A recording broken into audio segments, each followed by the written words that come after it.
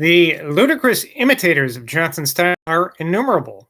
Their general method is to accumulate hard words without considering that, although he was fond of introducing them occasionally, there is not a single sentence in all his writings where they are crowded together, as in the first verse of the following imaginary ode by him to Mrs. Thrale, which appeared in the newspapers.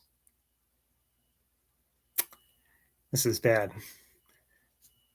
Servicial Coctors viduit dame, appinst thou this gigantic frame, procoming at thy shrine, shall, catenated by thy charms, a captive in thy ambient arms, perennially be thine? Now, even I can tell that's not by Johnson. This and 1,000 others, such attempts are totally unlike the original, which the writers imagined they were turning into ridicule. There's not similarity enough for burlesque or even for caricature. I'd like to see what Mad Magazine or Cracked could do with Johnson. Mr. Coleman, in his prose on several occasions, has a letter from Lexiphanes containing proposals for a glossary of or vocabulary of the vulgar tongue, intended as a supplement to a larger dictionary. It is evidently meant as a sportive sally of ridicule on Johnson, whose style is thus imitated without being grossly overcharged. Quote, "It is easy to foresee that the idle and illiterate will complain that I have increased their labors by endeavoring to diminish them, and that I have explained what is more easy by what is more difficult. Ignotum per ignotius, the unknown by the less well known. I expect, on the other hand, the liberal acknowledgments of the Lord. The liberal acknowledgments of the learned, not Lord. He who is buried in scholastic retirement, secluded from the assemblies of the gay, and remote from the circles of the polite, will at once comprehend the definitions and be grateful for such a seasonable and necessary elucidation of his mother tongue." Annexed to this letter is a short specimen of the work, thrown together in a vague and desultory manner, not even adhering to alphabetical concatenation.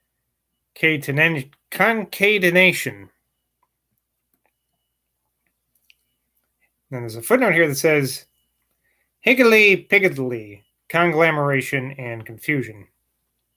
Hodgepodge, a culinary mixture of heterogeneous ingredients applied metaphorically to all discordant combinations. I guess you had to be there. Get the humor there. The serious imitators of Johnson's style, whether intentionally or by the imperceptible effect of its strength and animation, are, as I have had already occasion to observe, so many that I might introduce quotations from a numerous body of writers in our language since they appeared in the literary world. I shall point out only the following.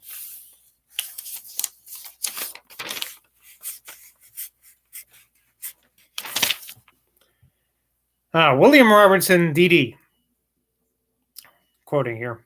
"In other parts of the globe, man, in his rudest state, appears as lord of the creation, giving law to various tribes of animals, which he has tamed and reduced to subjection. The Tartar follows his prey on the horse, which he has reared, or tends his numerous herds, which furnish him both with food and clothing. The Arab has rendered the camel docile and avails himself of its persevering strength. The Laplander has formed the reindeer to be subservient to his will, and even the people of Kamchatka have trained their dogs to labor. This command over the inferior creatures is one of the noblest prerogatives of man, and among the greatest efforts of his wisdom and power. Without this, his dominion is incomplete. He is a monarch who has no subjects, a master without servants, and must perform every operation by the strength of his own arm." That's from the History of America, Volume 1, quarto by page 332.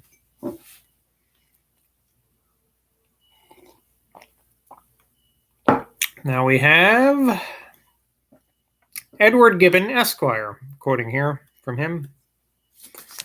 Of all our passions and appetites, the love of power is of the most imperious and unsociable nature, since the pride of one man requires the submission of the multitude. In the tumult of civil discord, the laws of society lose their force, and their place is seldom supplied by those of humanity. The ardor of contention, the pride of victory, the despair of success, the memory of past injuries, and the fear of future dangers all contribute to inflame the mind and to silence the voice of pity. From the Decline and Fall of the Roman Empire, Volume 1, Chapter 4. I must return now to the previous footnote about these were the annex to the letters in a short specimen of the work, thrown together in a vague and desultory manner, not even adhering to alphabetical concatenation.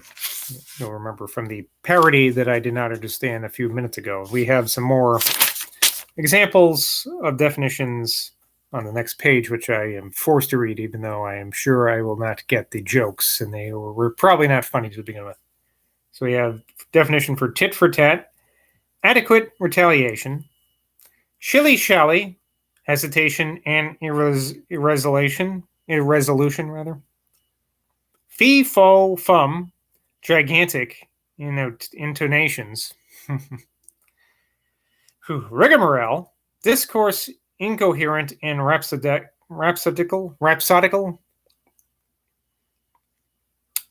I'm having more trouble than usual pronouncing things. Crincum, crancum, lines of irregularity and involution. These are all kind of tongue twisters anyway. Ding dong. Tintinbelluary chimes, used metaphorically to signify dispatch and vehemence. Okay, that's the end of that. Thank God. Now we have Miss Burney, who's imitating Johnson's style, quoted here.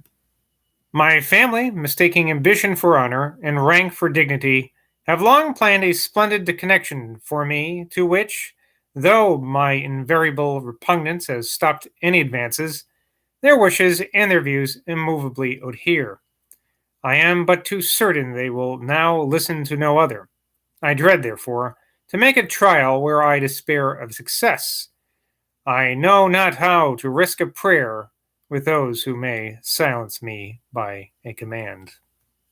That's from Cecilia, Book 7, Chapter 1. Now we have the Reverend Mr. Nares. The passage which I quote is taken from that gentleman's Elements of Orthoepy, containing a distinct view of the whole analog of the English language, so far as relates to pronunciation, accent, and quantity, London, 1784. I beg leave to offer my particular acknowledgments to the author of a work of uncommon merit and great utility. I know no book which contains in the same compass more learning, polite literature, sound sense, accuracy of arrangement, and perspicuity of expression. Quoted here. In an enlightened and improving age, much perhaps is not to be apprehended from the inroads of mere caprice.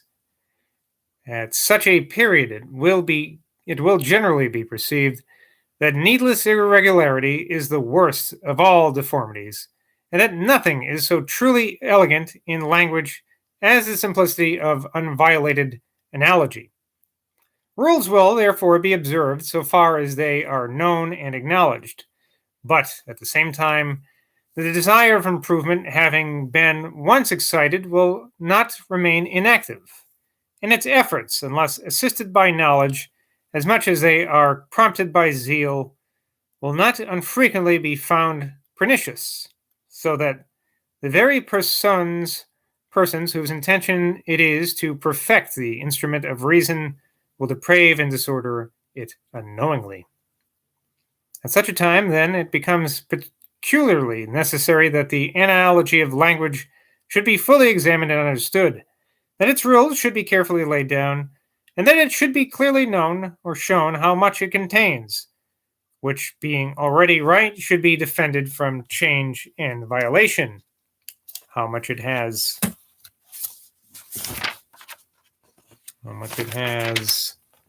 That demands amendment, and how much that, for fear of greater inconveniences, must perhaps be left unaltered, though irregular. Then it says here, a distinguished author, footnote tells us this is Henry Mackenzie, in the Mirror. That collection was presented to Dr. Johnson, I believe, by its authors, and I heard him speak very well of it. A periodical paper published at Edinburgh has imitated Johnson very closely. Thus, in number 16, quote, the effects of the return of spring have been frequently remarked as well in relation to the human mind as to the animal and vegetable world. The reviving power of the season has been traced from the fields to the herds that inhabit them, and from the lower classes of being up to man. Gladness and joy are described as prevailing through universal nature, animating the low of the cattle, the carol of the birds, and the pipe of the shepherd.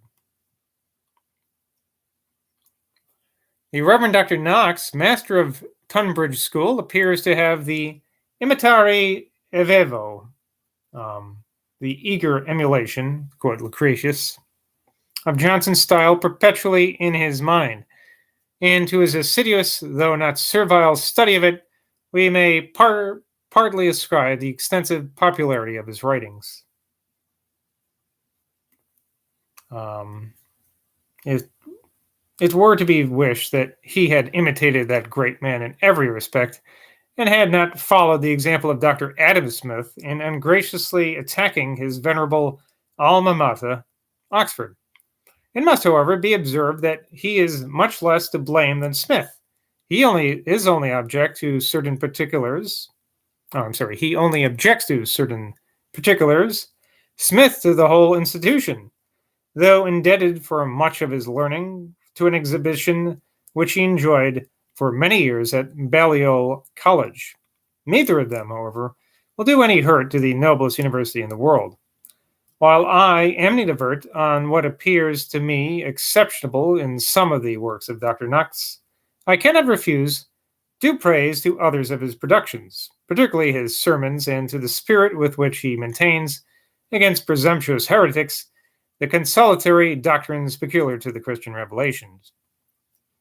This he has done in a manner equally strenuous and conciliating. Neither ought I to omit mentioning a remarkable instance of his candor. Notwithstanding the wide difference of our opinions upon the important subject of university education, in a letter to me concerning this work, he thus expresses himself: I thank you for the very great entertainment your Life of Johnson gives me. It is a most valuable work. Yours is a new species of biography.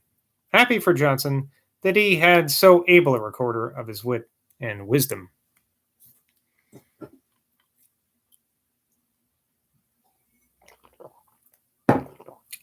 Where was I with this now? Oh, okay, we're quoting in his essays, Moral and Literary, number 3, we find the following passage. This is Dr. Knox. The polish of external grace may indeed be deferred till the approach of manhood, when solidity is obtained by pursuing the modes prescribed by our forefathers. Then may the file be used.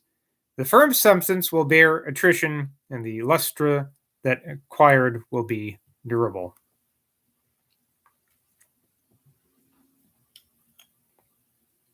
There is, however, one in number 11,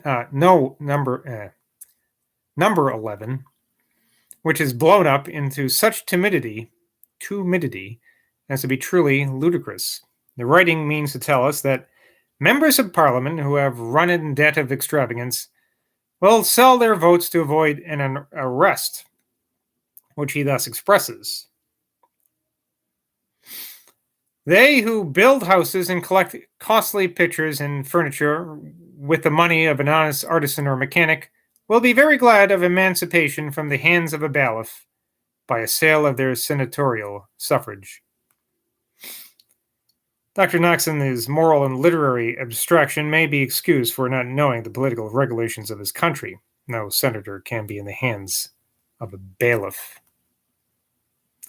But I think the most perfect imitation of Johnson is a professed one, entitled A Criticism on Gray's Elegy in a Country Churchyard, said to be written by Mr. Young, professor of Greek at Glasgow, and of which let him have the credit, unless a better title can be shown. It has not only the peculiarity of Johnson's style, but that very species of literary discussion and illustration for which he was eminent. Having already quoted so much from others, I shall refer the curious to this performance with an assurance of much entertainment. Yet, whatever merit there may be in any imitation of Johnson's style, every good judge must see that they are obviously different from the original, for all of them are either deficient in its force or overloaded with its peculiarities, and the powerful sentiment to which it is suited is not to be found.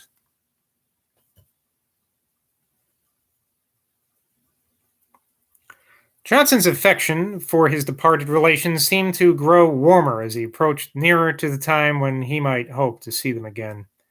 It probably appeared to him that he should upbraid himself with unkind inattention were he to leave the world without having paid a tribute of respect to their memory.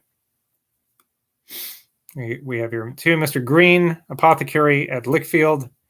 Dear Sir, I have enclosed the epitaph for my father, mother, and brother, to be all engraved on the large size and laid in the middle of aisle of St. Michael's Church, which I request the clergymen and church wardens to permit. The first care must be to find the exact place of interment, that the stone may protect the bodies.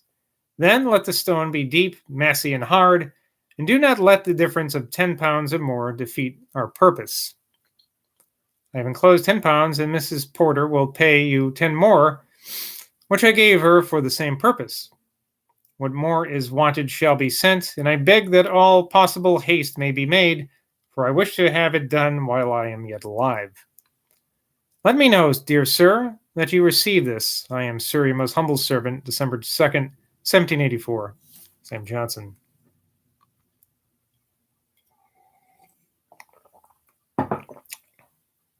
To Mrs. Lucy Porter in Lichfield. Dear Madame, I am very ill and desire your prayers. I have sent Mr. Green the epitaph and a power to call on you for 10 pounds. I laid this summer a stone over Teddy in the chapel of Bromley in Kent. The inscription is in Latin, of which this is the English. Here a translation he put.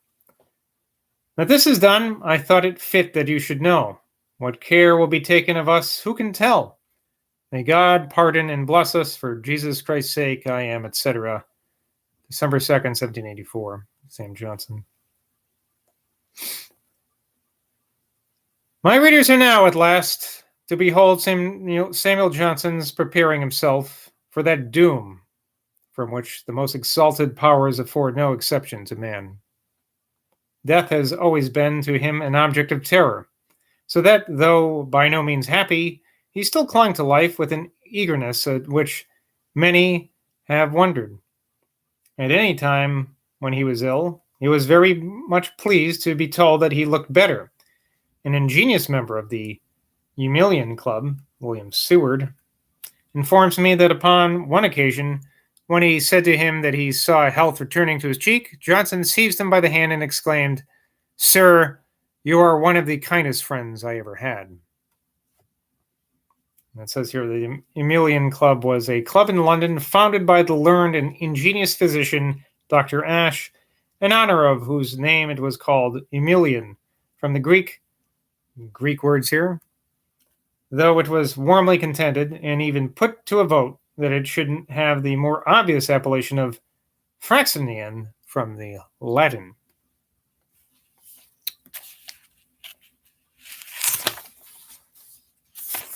All right, that's enough for today. Until next time, I said we got like maybe 2 or 3 more days left. Till next time, bye from Boswell. Cheers.